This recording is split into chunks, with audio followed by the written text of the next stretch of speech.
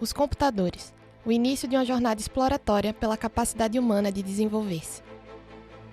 Hoje, usados para diversas tarefas pessoais, do estudo ao lazer. Antes tinham como função o auxílio a cientistas do mundo inteiro com cálculos extensos, algoritmos recursivos e até encurtar a Segunda Guerra Mundial em alguns anos. Após a guerra, os computadores começaram a ser explorados para questões diversas. Uma delas foi o fliperama. Do primeiro fliperama até os consoles de última geração, com jogos que imitam a realidade com a mais alta qualidade, seria inevitável a competitividade alcançar níveis inimagináveis? Vamos rushar!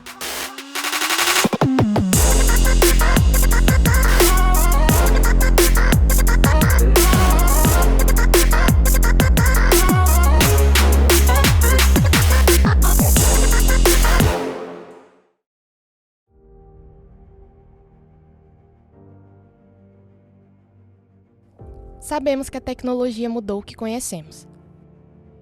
E que até a própria indústria de entretenimento está se adaptando a isso. Streaming de vídeos, smartphones de última geração, inteligência artificial ou até o conceito de imersão na prática de jogos narrativos de videogame. Tudo isso ocorrendo de uma só vez, ao nosso redor.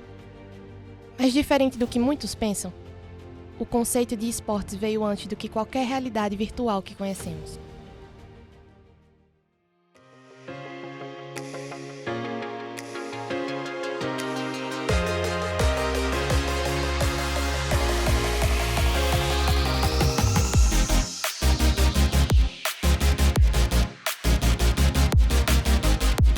Meu amigo, eu não entendi nada, velho.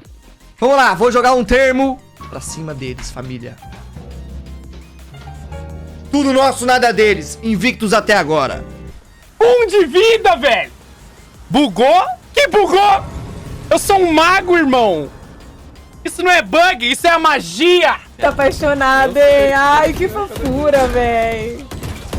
O conceito de esportes veio antes do que qualquer realidade virtual que conhecemos. O dia era 19 de outubro de 1972. O jovem Bruce Baumart havia explodido o foguete do seu último adversário nas Olimpíadas Intergalácticas de Space War, no qual ele nem imaginava que ficaria para a história dos jogos. Bruce, a partir dali, havia se tornado não apenas o vencedor de uma partida de videogame, mas o campeão do primeiro torneio de videogames do mundo. 8 anos mais tarde, em 1980, a Atari realizou a primeira competição esportiva eletrônica em larga escala, o Campeonato de Space Invaders, com aproximadamente 10 mil participantes.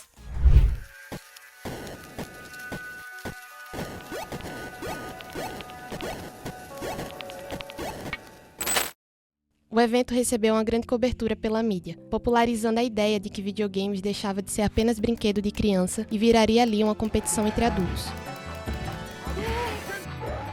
Companhias começaram a publicar recordes de pontuação nos jogos, o que ajudou a promover videogames e divulgou pontuações altas em publicações como Guinness Book. Os jogos de FPS, ou jogos de tiro em primeira pessoa, se originam no ano de 1973 com o jogo Maze War. A princípio, a NASA teria encomendado um projeto para ajudar a visualizar fluidos dinâmicos em espaçonaves, mas o trabalho, desenvolvido por 3 estudantes do ensino médio, acabou evoluindo para um jogo em primeira pessoa e, mais tarde, com um segundo jogador. No entanto, foi só em 1992 que o termo se tornou o que conhecemos hoje. O Wolfenstein 3D, lançado pela id Software para computadores, se tornou instantaneamente sucesso.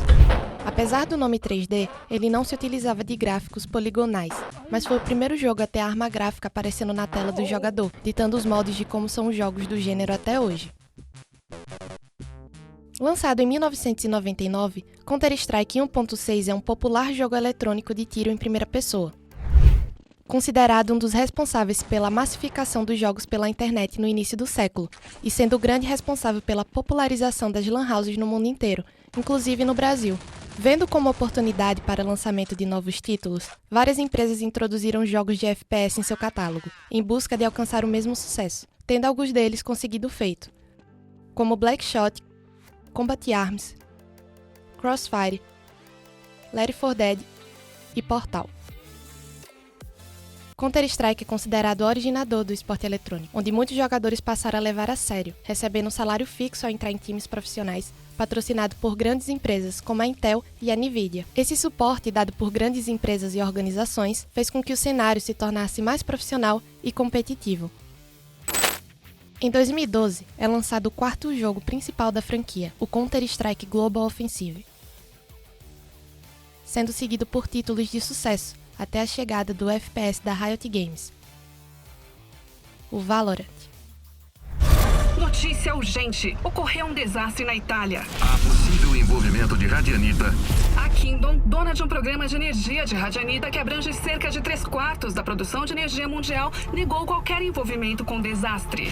Quem tiver informações sobre os 2 radiantes anônimos que foram vistos no local, por favor, se apresente.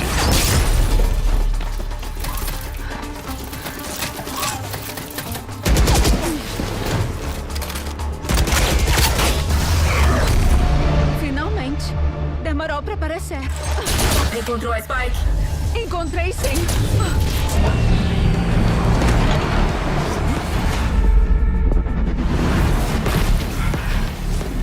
Fique perto. Tá pronto? Eu já nasci pronto. Achou uma fonte de energia? Aqui. Vambora logo. Verdade, não é suficiente. Precisa superaquecer. Tá isso aqui.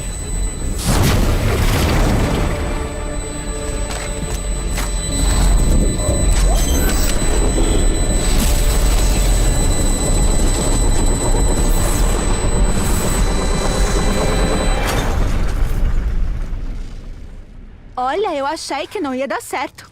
É mesmo? Pô, então vê se avisa a gente da próxima vez.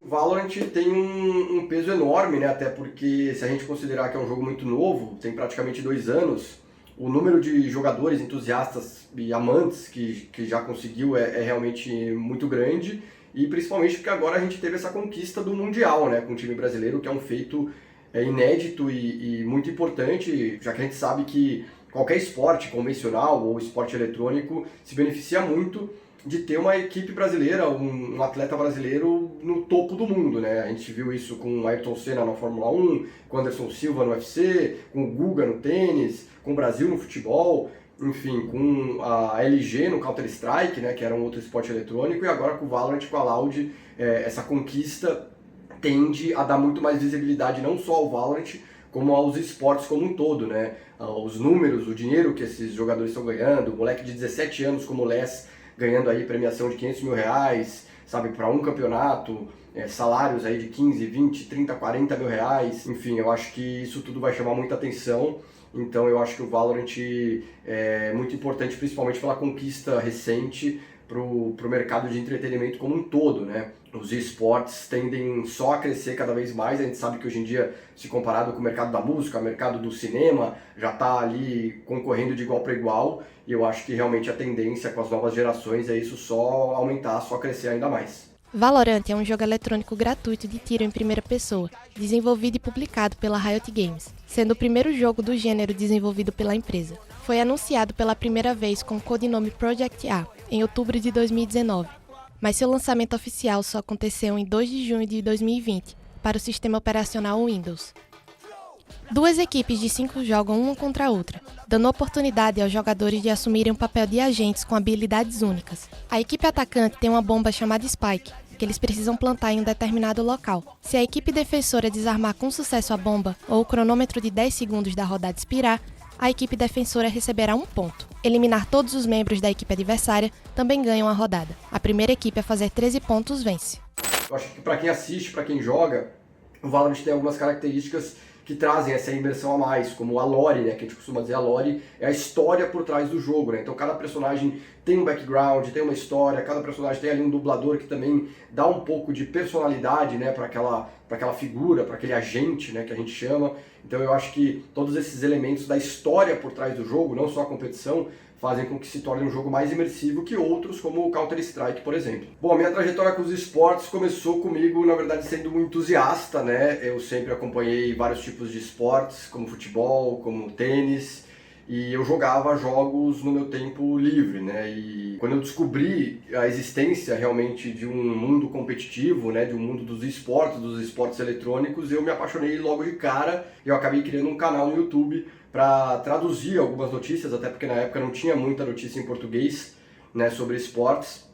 Então, basicamente, eu traduzia notícias em inglês e transformava em vídeo e fiz um canal no YouTube que acabou me abrindo muitas portas. Mas um grupo bem mais seleto vive e muito bem de jogar profissionalmente. Eles moram e treinam em mansões, têm milhões de seguidores nas redes sociais que os consideram ídolos.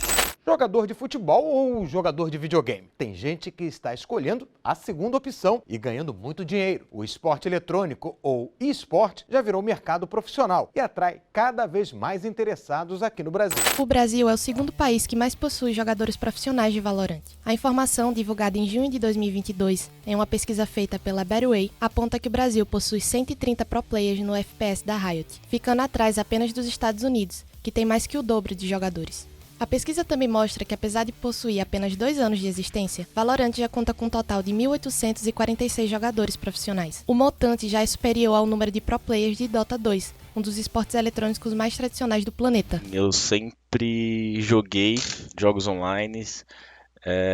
Eu jogo desde os meus 9 anos de idade, quando um primo meu me levou para uma lan house, que era época de lan house. Então, era uma época que todo mundo ia fazer corujão, todo mundo estava conhecendo o Counter-Strike. Eu comecei pelo CS 1.6, o Counter-Strike 1.6, eu joguei até 2011, 2012, que foi quando ele deu uma decaída, e aí depois disso chegou o CSGO, que eu fiquei jogando esse tempo todo, até o dia que o Valorant foi revelado, que ele era um jogo que seria, como posso dizer, próximo ao estilo de jogo do CS. A estrutura de jogo é bem semelhante ao CS. 7 de vida, o Xion tenta encontrar ali no meio do poço. E aí o Xion também gasta ali o seu lobo, consegue a kill pra cima do Belg. Não é possível. Os rastreadores, o que tá acontecendo, meu amigo Plet? Levou o Niang, meu Deus! E aí era um momento na minha vida que eu já não pretendia seguir essa vida profissional de jogos, porém acendeu uma chama quando o jogo foi anunciado, e eu pensei, cara, eu consigo jogar bem no CS, e esse novo jogo vai ser um jogo que ele vai começar do zero, então a galera não conhece, vai estar todo mundo em pé de igualdade, pode ser que eu dê uma chance, e eu já comecei a jogar querendo ser profissional. Buscar já competir.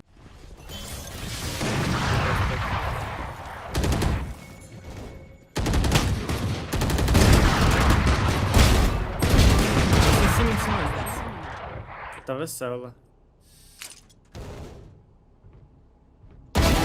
Meu Deus! Meu Deus! Salve, YouTube! E deu muito certo. Quando eu percebi que o Valorant ele já estava mudando a minha vida, foi quando a gente entrou em contato com a Liberty, que foi o meu primeiro time, que a gente fechou um contrato e aí a gente iria jogar de casa, né? Mas por algumas situações que aconteceram, algumas portas se abriram pra gente e eles chamaram a gente para ir pro escritório em Santa Catarina, ou seja, eu teria que largar o que eu estava fazendo aqui em São Paulo, que era o meu emprego, então eu fui para Santa Catarina junto com todos os meninos, galera de outros estados, tipo da Bahia, Foz do Iguaçu também, o Plets. Então todo mundo largou tudo que estava fazendo, foi para lá viver junto, viver o jogo pela primeira vez, para mim pelo menos, eu nunca tinha vivenciado isso, então foi nesse momento que eu falei, cara, isso aqui tá bem diferente, tá encaminhando, e aí começou a mudar tudo.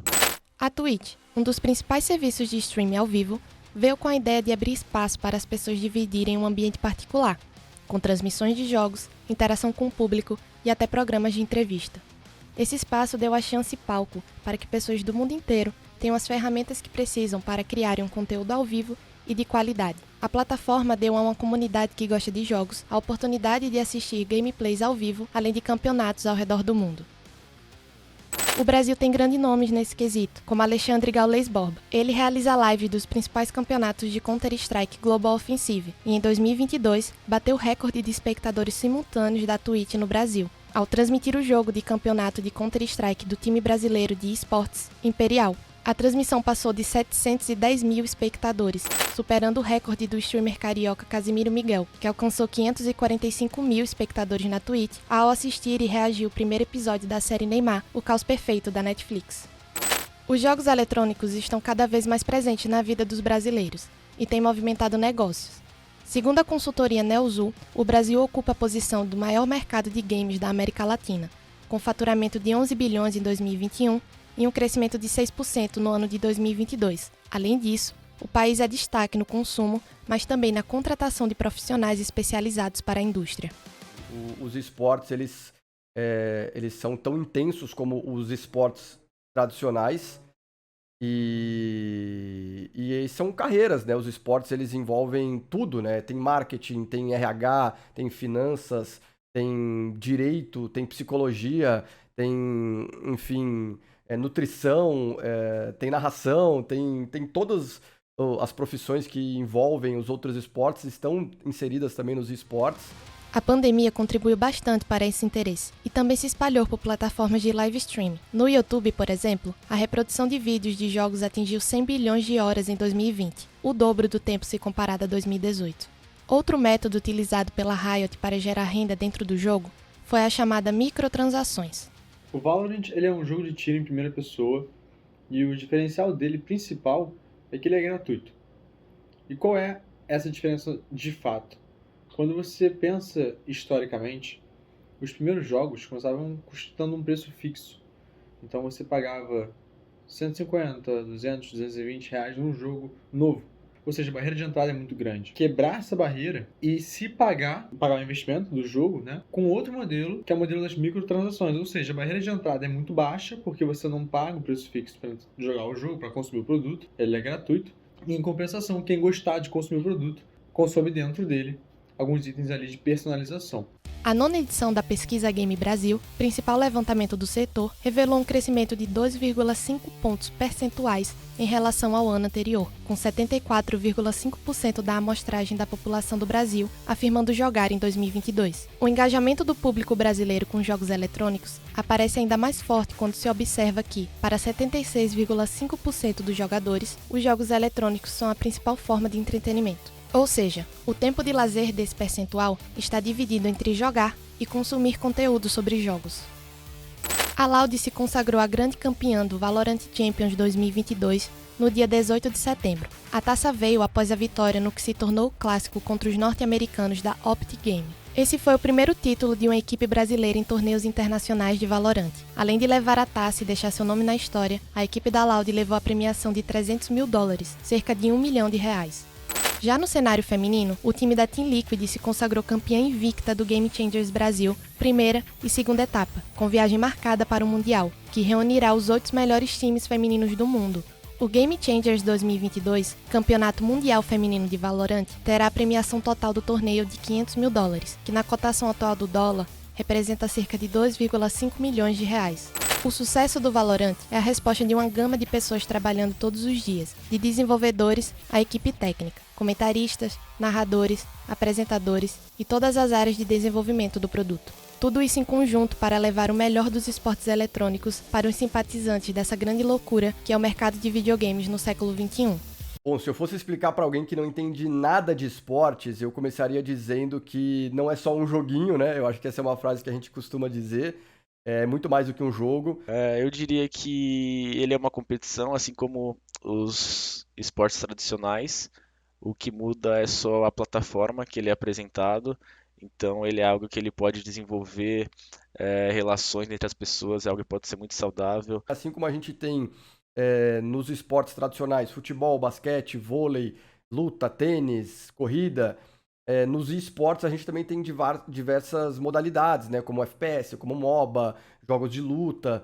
E dentro de cada uma dessas modalidades, categorias, a gente ainda tem vários jogos diferentes que são infinitamente diferentes entre eles. É um cenário que está crescendo bastante, é algo que a partir de agora só já está explodido assim, já está muito grande e vai ser uma realidade maior a cada ano que passa, cada geração que passa só vai evoluir. Tem uma outra questão dos esportes que eu acho muito legal, que é muito mais fácil você estar jogando no mesmo nível que os grandes atletas profissionais, né?